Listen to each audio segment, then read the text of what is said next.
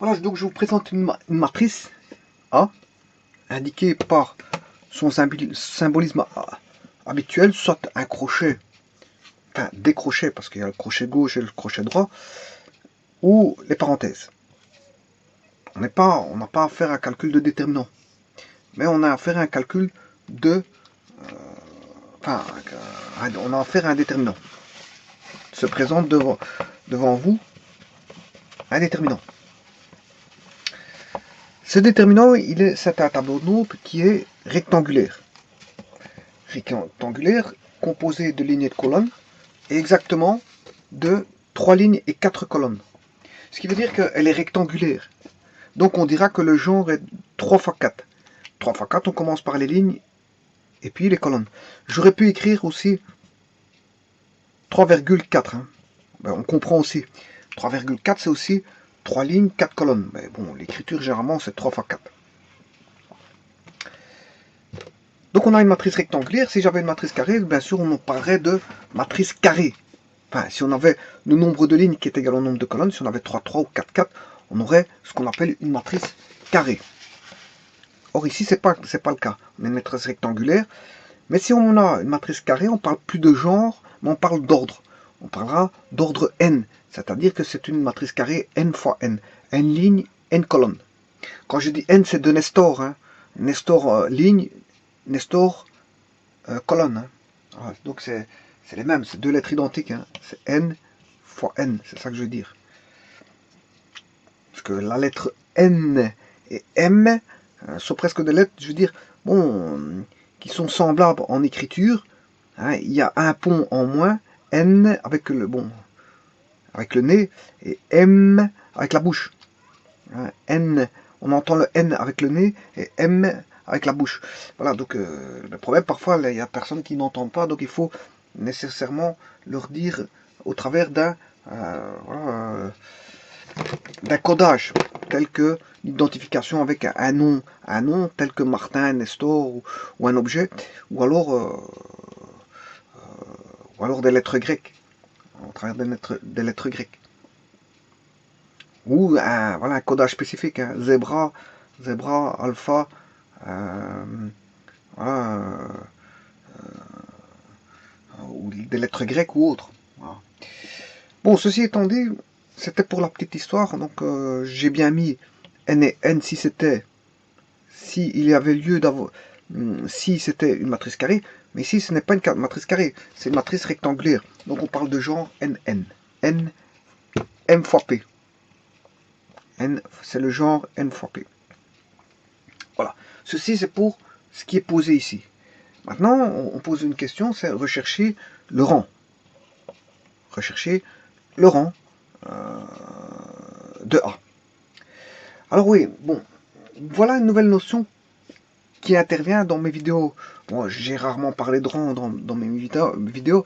Mais quand je parlais, je citais tout simplement qu'il fallait faire peut-être référence à un rang, mais je n'ai jamais calculé de rang dans une des vidéos.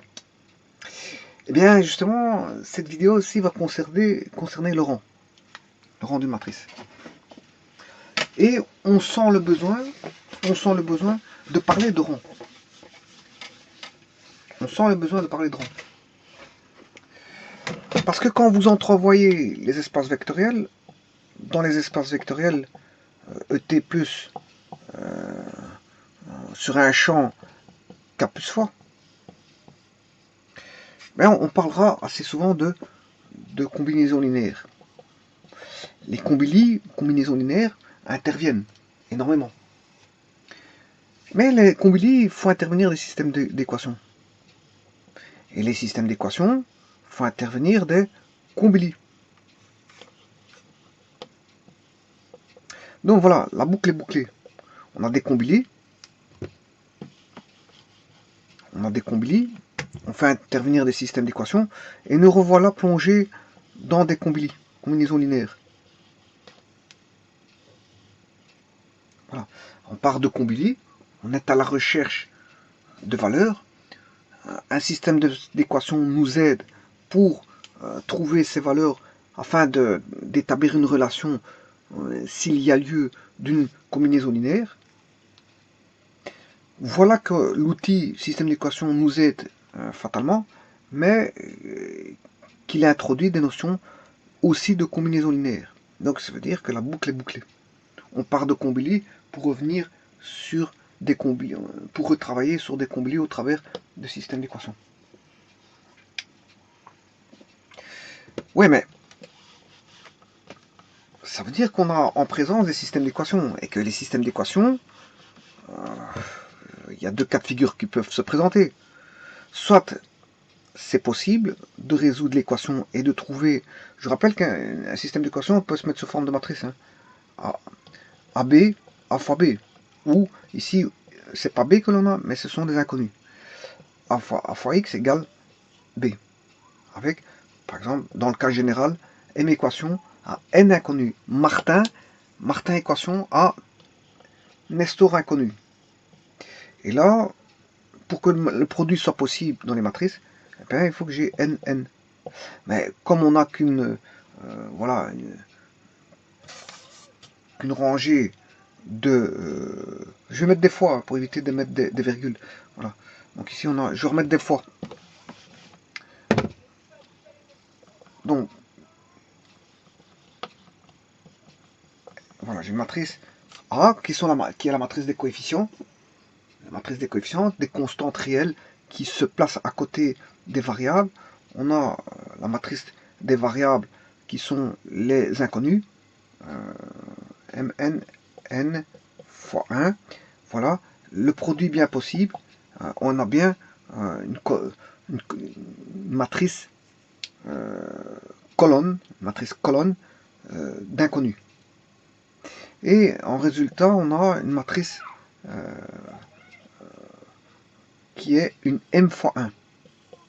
Donc c'est aussi une matrice colonne, mais ce sont ce qu'on appelle des termes indépendants. En fait, ils sont non tous nuls. Ou inversement, ils sont tous nuls sauf un nombre fini. Ça veut dire que la matrice des termes indépendants peut avoir des zéros, mais ils ne sont pas tous nuls. Et si on a un tel système, si m égale n, on a un système de Cramer. Mais un système de Cramer, si le b il est complet ici, enfin si on a des valeurs en tant que terme indépendant, c'est un système de Cramer complet. Un système de Cramer complet. Parce que on a la matrice B qui est complète. Voilà, elle est complétée. Voilà. Le système est complété par x par terme indépendant. Donc si m égale n, on a une matrice carrée, là on a un système de Cramer. Sinon, et si on a m égale n et qu'on a ici la matrice nulle, qui est bien sûr une m fois 1, qui n'est que des zéros. Ils sont tous nuls là. Ils sont tous nuls. Là, toutes les valeurs sont nulles. Là, si on a ax égale 0, hein, c'est-à-dire on a 3x carré plus 2x, enfin 3x, je m'excuse, c'est un système linéaire, il ne peut pas avoir de x carré, je m'excuse. Hein. C'est un système linéaire, il ne peut pas avoir de x carré. 3x plus 2y égale 4, égale 0, parce que bon, c'est un système homogène. Ça, c'est une équation, c'est l'écriture d'une équation. Voilà. 6x moins 4y égale 0. Voilà. Ça, c'est un système homogène parce que là, on a une matrice colonne qui vaudra 0. Et je vous rappelle que ça se présentera comment? On aura 3, 2, 6, moins 4, enfin la matrice des inconnus xy qui est égal à 0, 0. Voilà, ça c'est un système homogène. Et alors, on aura soit un système complet ou un système homogène. Alors, si m égale 1, on a un système de Cramer. Si m est différent de 1, on n'a pas un système de Cramer. Il faut y faire des études pour trouver voilà, la possibilité ou non, de résoudre.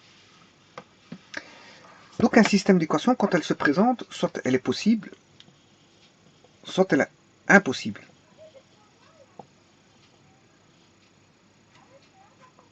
On peut dire aussi, bon, peut-être compatible ou incompatible. Peut-être compatible, le système d'équation peut être compatible ou incompatible. Bon, compatible, on peut trouver des solutions. Et c'est le but de la manœuvre. Le but de la manœuvre, c'est quoi? Ben, c'est de rechercher des solutions du système. Voilà, c'est rechercher. Le but de la manœuvre, c'est de rechercher les x tels que a fois x égale b. Donc, il faut rechercher les solutions des inconnus, des variables qui sont des inconnus dans la matrice x. C'est le but de la manœuvre. Mais maintenant, est-ce possible ou impossible? Le problème, il est là. Le problème, il est là. Alors, là, avant d'étudier les solutions, avant de rechercher les solutions, on étudie s'il y a compatibilité ou si c'est possible ou impossible. Si c'est compatible ou incompatible. Ou si c'est possible ou si c'est impossible. Parce que si c'est impossible, la voilà ne mène à aucune recherche, c'est fini. Ça, c'est la fin. End. On va dire que on peut mettre ça sous forme de voilà. Ceci, dans les logigrammes, signifie un symbole qui peut signifier voilà, la fin. Donc, quand on fait un chemin, on fait un système d'équations, on voit que c'est impossible, on a en présence un système d'équations, on remarque que c'est impossible. Je dirais même ici qu'il y a un test. Hein. Voilà, il faudrait même tester ça. On pourrait faire ceci. On va faire ceci. On va faire un petit logigramme simple.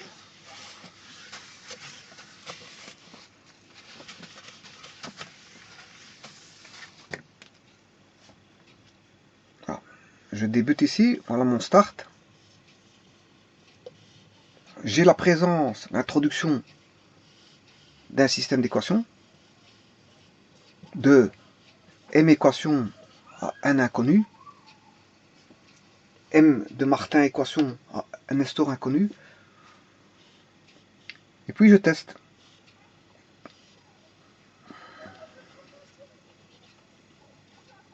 Et la question, c'est est-il possible de le résoudre? Point d'interrogation. C'est une question simple. Alors, deux chemins peuvent nous y mener. Oui. Non. Mais si est-il possible de le résoudre? Non. Donc ici, c'est la fin. On termine. On abrège la recherche. On abrège la recherche parce que il n'y a pas de solution possible. Donc, on ne cherche pas on ne cherche pas les solutions d'un système d'équation alors qu'il est impossible. Maintenant, si c'est oui, chemin ici, à ce moment-là, il faut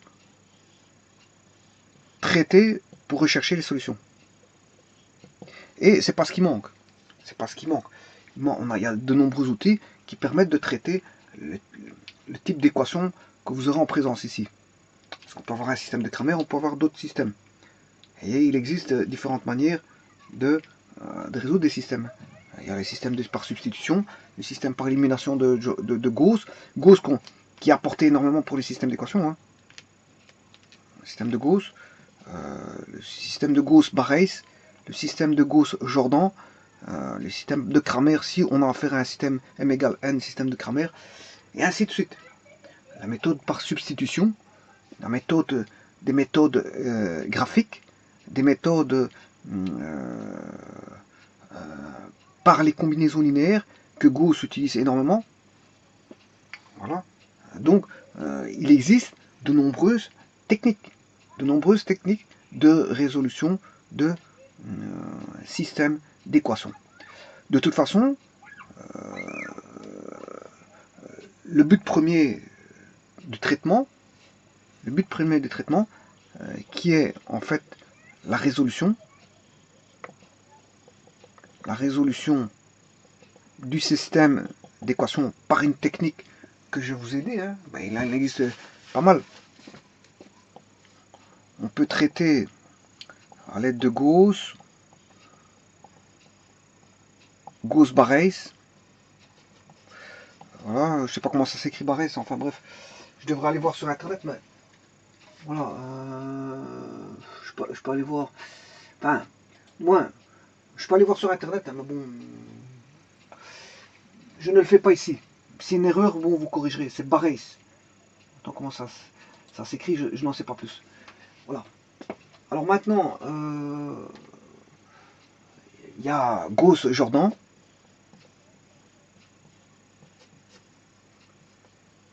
On peut avoir la résolution par Kramer, la résolution par substitution,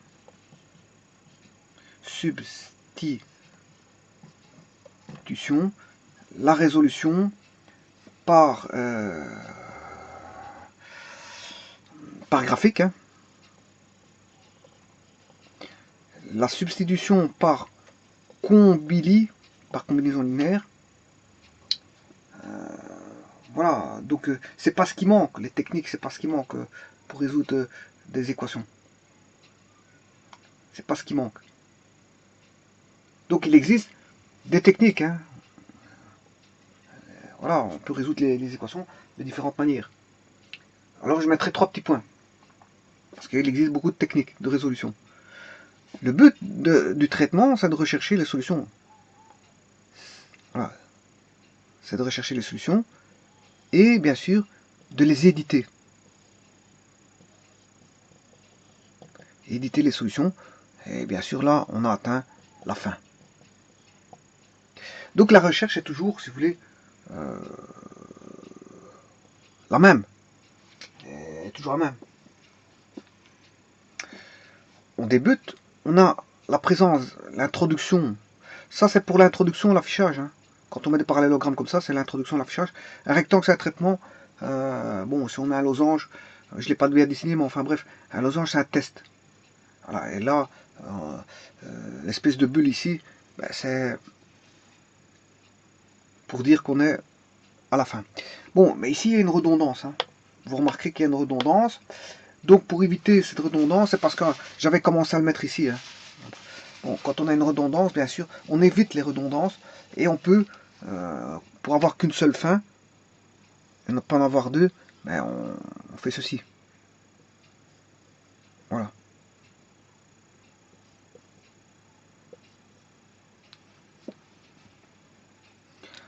Donc ça, c'est un schéma fondamental. C'est un schéma fondamental.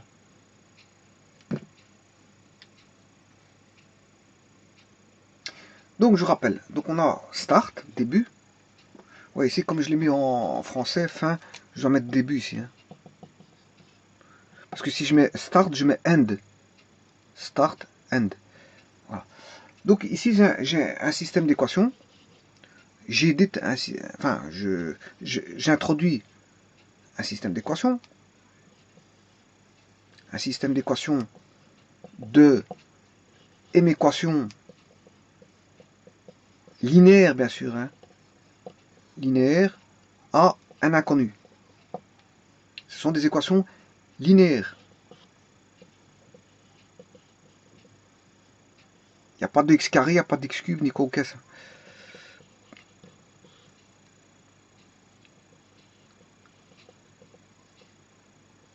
Voilà.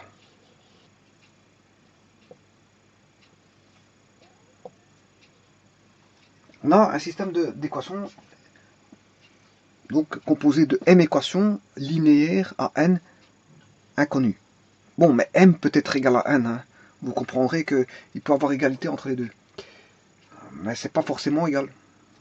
Peut-être différent comme ils peuvent être égal. Entre m et n, il n'y a pas forcément... je n'exige pas que m est différent de n, que m soit différent de n. Et je n'exige pas ici que m soit égal à n. Donc c'est libre. On peut pas avoir m égale n comme m est différent de n. Voilà. Et la première séquence à établir quand on a introduit le système d'équations, c'est de savoir ici s'il y a lieu de rechercher, de faire un traitement qui peut être conséquent. peut être conséquent. C'est de...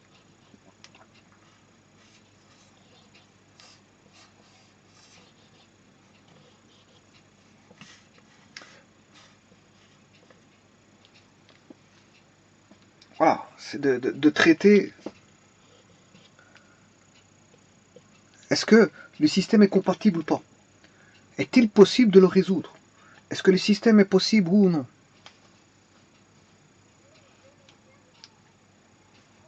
Voilà, mais ça c'est une schématique qui est, on va dire, grossière, hein, vous l'aurez compris. Hein. Parce que, de un, la résolution, ça dépendra de quelle technique choisir. Hein. On choisira sa technique, ou l'une ou l'autre technique, ou on est forcé à choisir sa technique.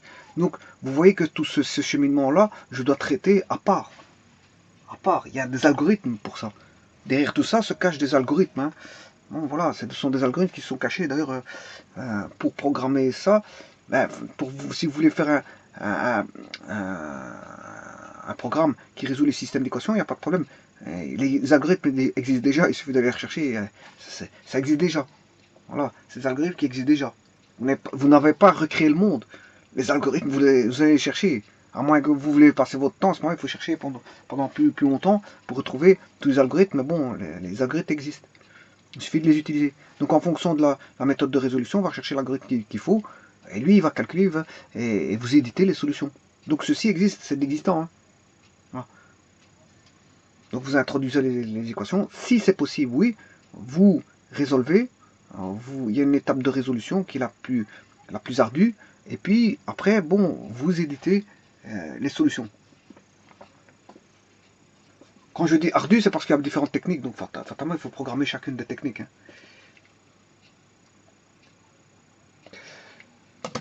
Alors ici, est-il possible de résoudre? Ben, si oui, ben, on se rend compte qu'il y a du traitement à faire. Sinon, il n'y a pas de traitement. Pourquoi je dis ça? Parce que beaucoup de gens ne testent pas ceci. Ils ne regardent même pas si c'est oui ou non. Mais dans le cas où c'est non, le chemin est comme ceci. Et ils commencent à chercher une résolution. Ils commencent à traiter ici une résolution, une pseudo-résolution, alors qu'il n'y en a pas. Il n'y a pas de résolution ici. Il y a une perte de temps ici. C'est une perte de temps. Il n'y a pas de résolution, alors que beaucoup de personnes commencent le traitement sans test. Ils commencent le traitement sans test. Ils commencent à résoudre. D'ailleurs, je ne sais pas comment il est leur logigramme. Leur logigramme, il est sûrement comme ceci. Leur logigramme, apparemment, il commence déjà à traiter ici. Voilà, il commence le traitement là. Voilà. C'est mauvais, parce que vous devez tester ceci. Alors, comment tester? Mais ça dépend. Ça dépend.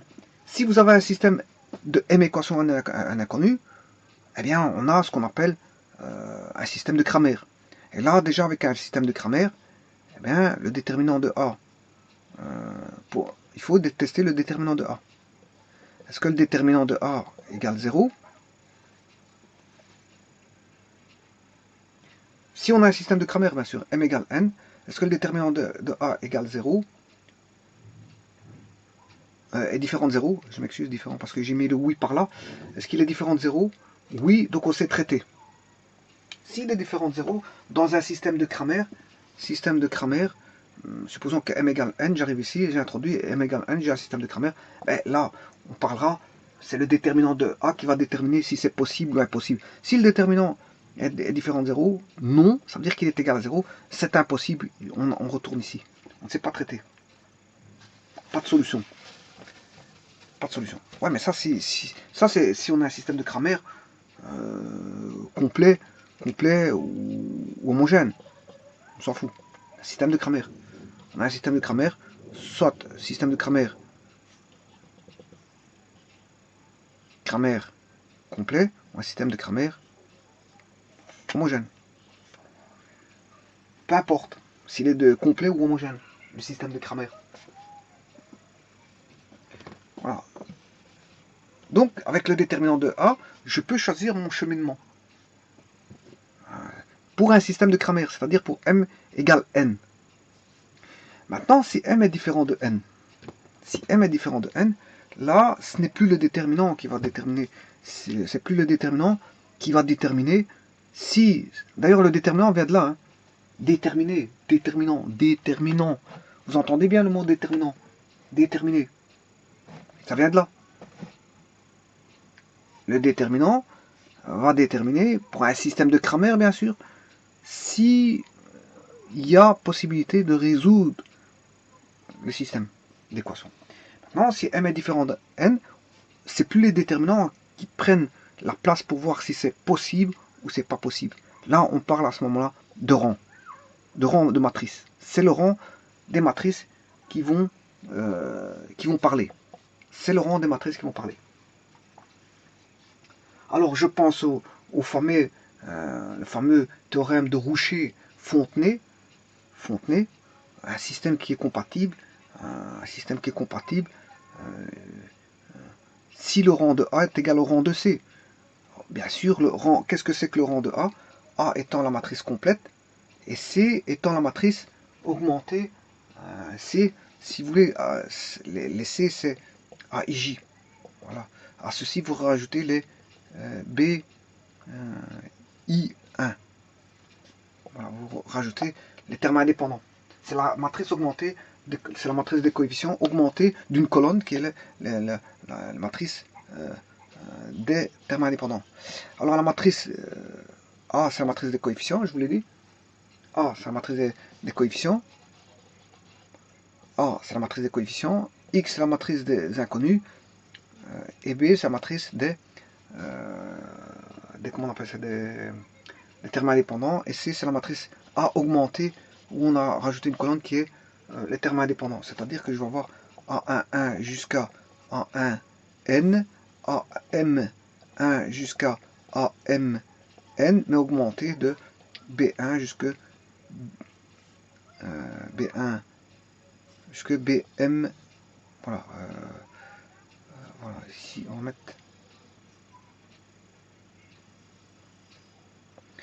première, voilà, B1 jusqu'à BM.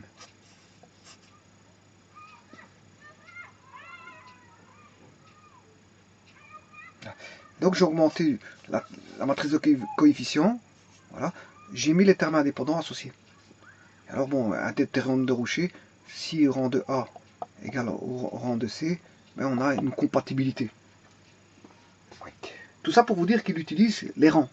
Donc le rang, c'est fondamental pour savoir si, oui, je dois continuer à traiter, non, je ne dois pas continuer à traiter.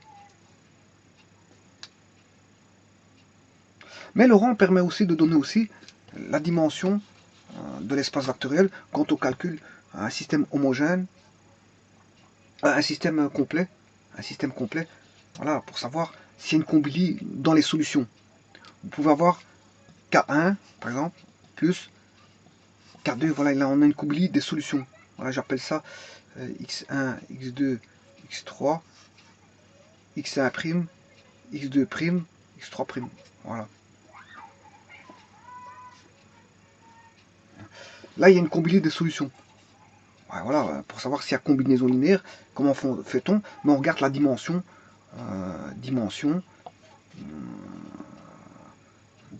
voilà, dimension de l'espace vectoriel, qui est n moins le rang de A bien sûr. Hein. C'est le rang de A, n moins le rang de la matrice des coefficients. Et là, on sait voir s'il y a une combinaison linéaire des solutions. Voilà. Donc, ce qui veut dire que le rang, voilà, de nouveau, je réemploie le rang. J'utilise le rang. Donc, ce qui veut dire que la notion de rang est fondamentale. C'est ça que je veux dire. Pour les systèmes d'équations, le rang est fondamental. Notamment, on le retrouve dans le théorème de Rouchet-Fontenay. On calcule les dimensions d'espace vectoriel, voilà, des solutions. Voilà, des solutions. En faisant n-ρ.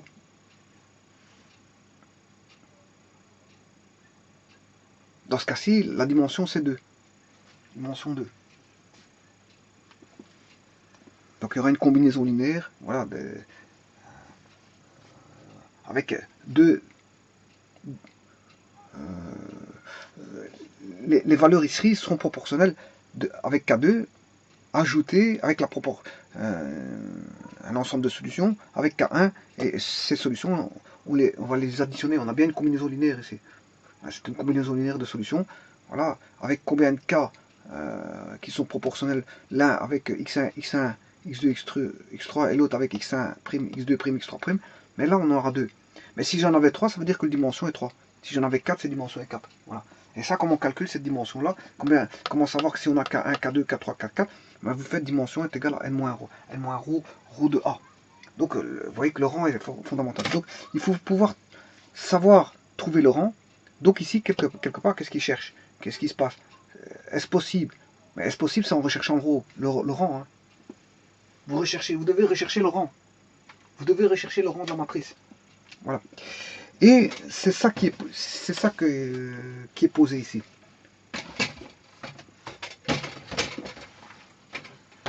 C'est ça qui est posé ici. Il faut rechercher le rang de la matrice A. Bon. Alors, ben, il faut définir qu'est-ce que c'est que ce rang.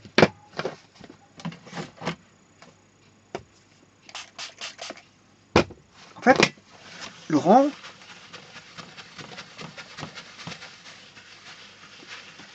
c'est l'ordre. Parce que je vais parler de déterminant malgré tout. Hein. Dans le rang se cache la notion de déterminant. Ah ouais. On n'est pas échappé de... On ne s'échappe pas des notions de déterminant quand on a des systèmes d'équations. Par Cramer, c'est lui. C'est le déterminant qui va déterminer si c'est possible. C'est le déterminant qui va déterminer si c'est possible de calculer c'est le déterminant qui va déterminer si c'est possible de résoudre ou pas. Par Cramer. Ouais, mais si c'est pas un système de Cramer, c'est le rang. Mais le rang...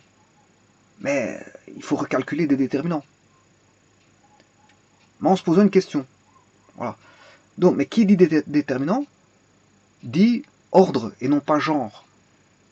Voilà. Quand on a un déterminant, on calcule les déterminants de matrice carrée. Donc, c'est pour ça que quand je dis c'est l'ordre des plus grandes sous-matrices carrées inversibles que l'on peut extraire de la matrice donnée. Bon, la matrice donnée ici, c'est quoi? Ben, c'est A. Donc là, c'est la plus grande sous-matrice carrée de déterminants différents de 0, si vous voulez. Parce que, voilà, dans la matrice inversible, sous-matrice carrée inversible, c'est de déterminants non nuls. Parce qu'on sait bien qu'une matrice, hein, pour qu'elle soit inversible, ces déterminants de A doivent être différents de 0. Donc, quelque part se cache quand même la notion de déterminant qui doit être différent de 0.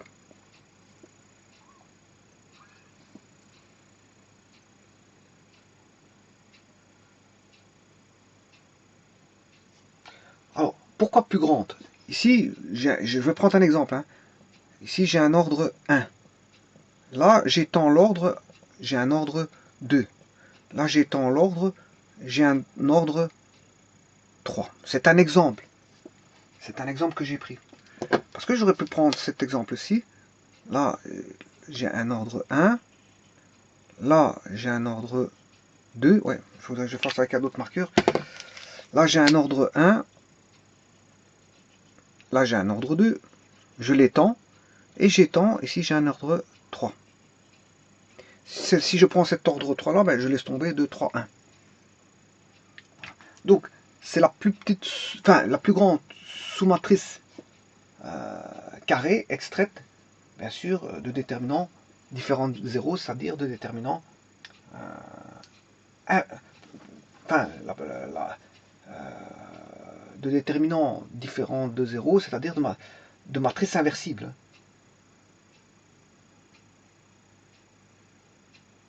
Ouais, sous-matrice plutôt, sous-matrice. Voilà. Donc, c'est l'ordre, je vais répéter, hein, donc c'est l'ordre des plus grandes sous-matrices,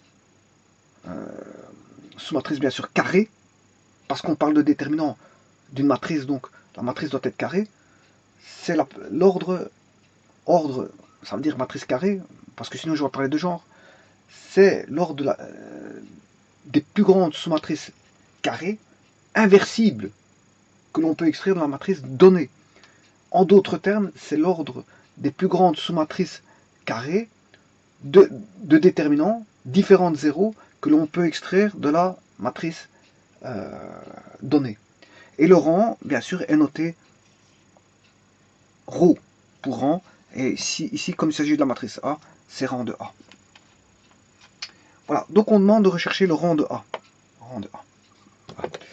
Bon, mais maintenant, ici, le rang, vous comprendrez qu'ici, on n'a pas une matrice carrée. Elle est rectangulaire. Donc la plus petite sous-matrice carrée que je peux enlever, c'est 3. Ce qui veut dire, en d'autres termes,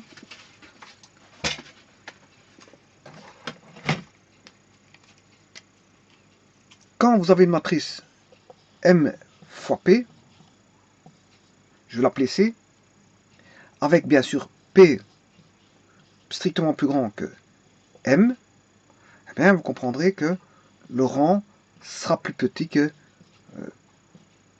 strictement plus petit que P plus 1. Bien sûr, ce sont des nombres entiers. Hein.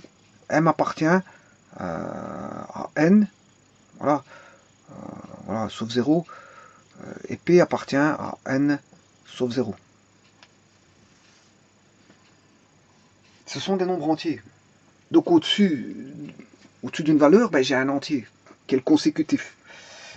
Je vais montrer un exemple.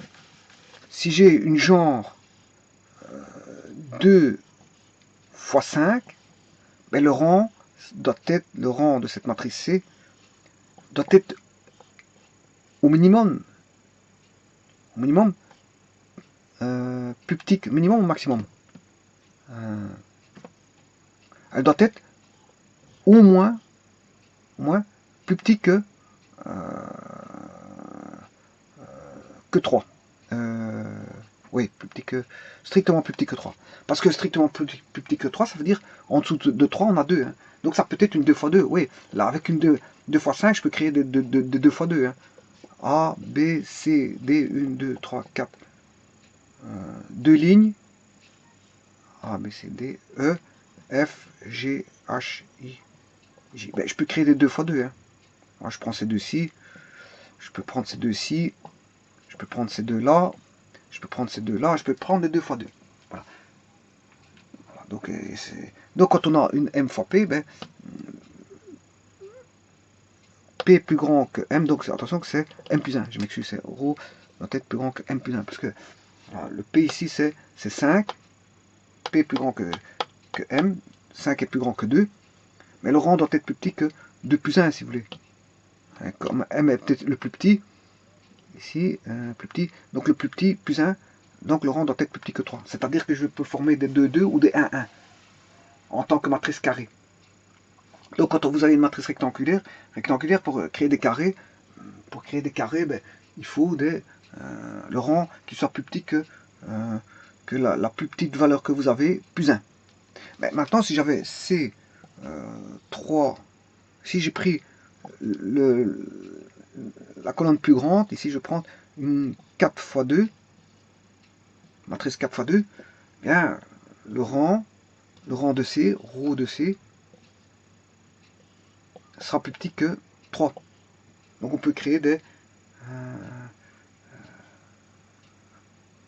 non, que 2. Que 2 plus 1, ça fait aussi 3. Strictement plus petit que 3, ça veut dire je peux créer des 2, 2.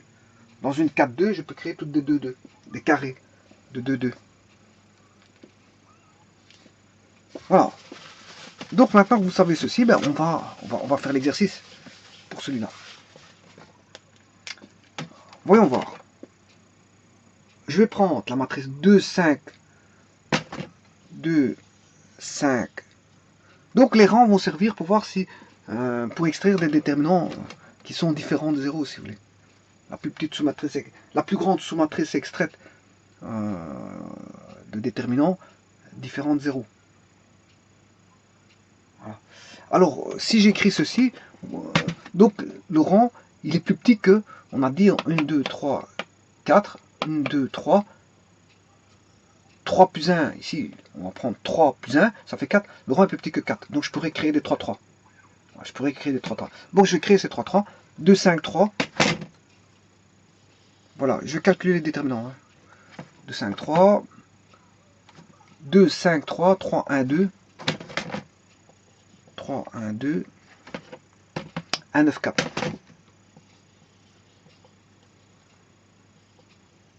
Bon, je vais calculer ces déterminants-ci. Voyons voir s'il est nul. 8. On a 8. Je vais mettre par... voilà. 2, 3, 1, 5, 1, 9. J'ai 8.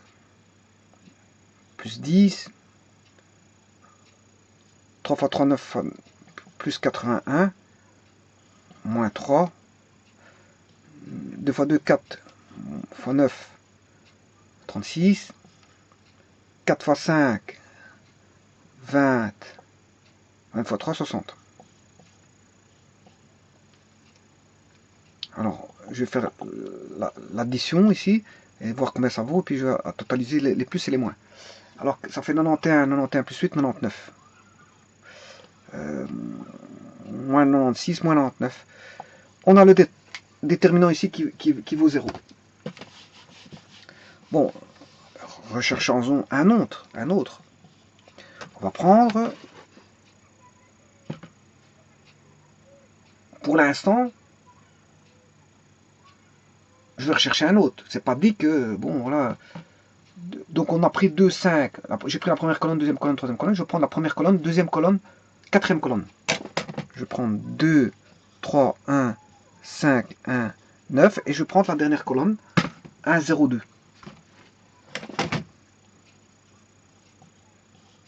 1, 0, 2. On recopie.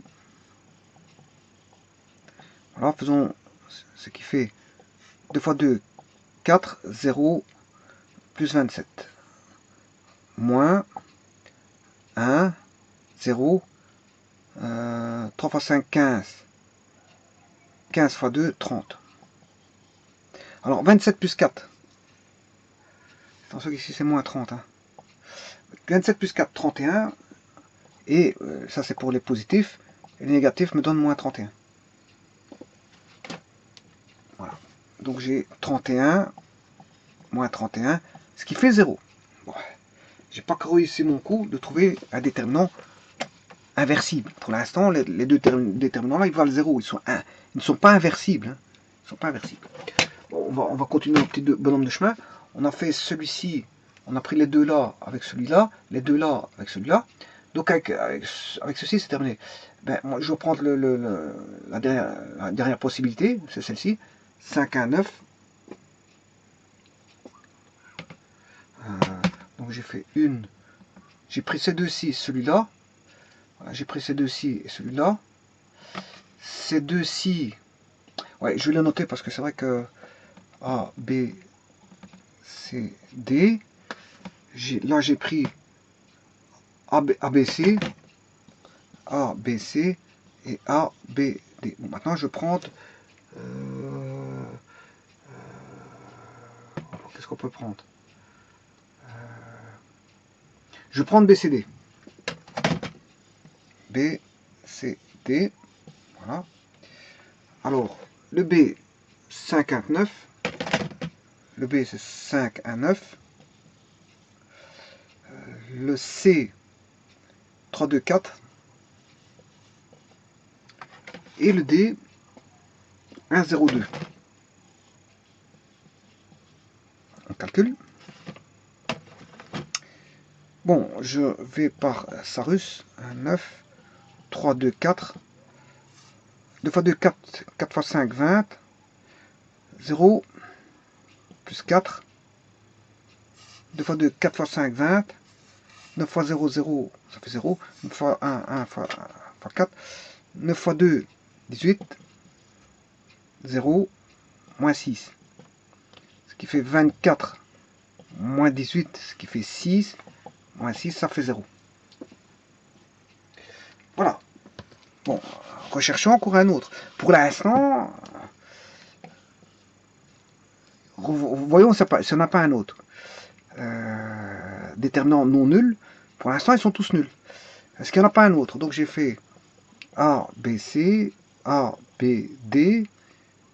J'ai fait B, C, D. Est-ce qu'il n'en reste pas un autre? A, B, C, A, B, D. A, C, D. ACD. Voilà. En faisant ACD, normalement, j'en ai un nouveau. Donc A 2, 3, 1, C 3, 2, 4 et D 1, 0, 2. Bon, on va recopier 2, 3, 1, 3, 2, 4. 2 fois 2, 4 fois 2, 8. 8, 0, plus 8, c'est 24. Moins 2, 0. 3 fois 3, 6 fois 2, 12. Bon, ici, il y a peut-être un petit problème. 3, 2, 3, 2, 3, 1. 2, 3, 1. 3, 2, 4, oui. Et 1, 0, 2, oui. Bon. 2, 3, 1. 3, 2, 4. Voilà. 2 fois 2, 4 fois 2, 8. Là, on a 0. 3 fois 4, 12. Pas 24. Alors, ceci, ici, on a moins 2, 0, moins 12. C'est parce que j'ai peut-être mal aligné. Hein. Je vais recontrôler encore une fois.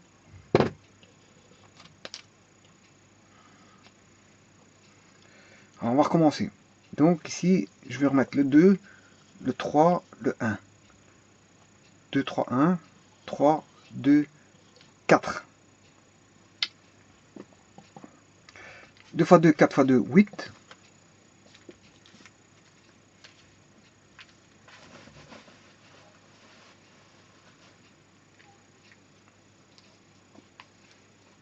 0, plus 12. Moins 2. 1 fois 2, 2. Voilà. 0. 3 fois 3, 9 fois 2, 18. Là, on a bien 20. Et là, on a bien moins 20. Voilà, on a toutes les possibilités de... J'ai fait toutes les possibilités. Hein. Voilà, j'ai fait... là, on a... 2, 3, 1, c'est A. 3, 2, 4. C'est C. Et 1, 0, 2, c'est D. Voilà. Donc j'ai fait toutes les possibilités. J'ai fait A, B, C. A, B, D. A, C, D. Et B, C, D. Il n'y a que 4 possibilités. Toutes les possibilités là. Et toutes les possibilités donnent un déterminant égal à 0. Ça veut dire que le rang, comme je n'ai pas trouvé une seule matrice qui était différente de 0, mais le rang de cette matrice-là est inférieur à 3. Le rang est inférieur à 3. Parce que toutes les matrices sont nulles. Si j'avais une matrice différente de 0, si je sais trouver une matrice différente de 0, le rang voudrait 3. Mais ici, ce n'est pas le cas. Toutes les matrices donnent 0. Ça veut dire que le rang est inférieur à 3. Eh bien, on va traiter les matrices 2, 2 alors.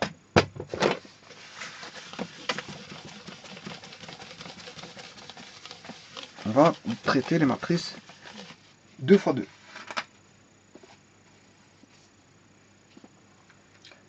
Alors, je vais prendre des matrices de 2. Je vais prendre celle-ci. 2, 5, 2, 2, 5.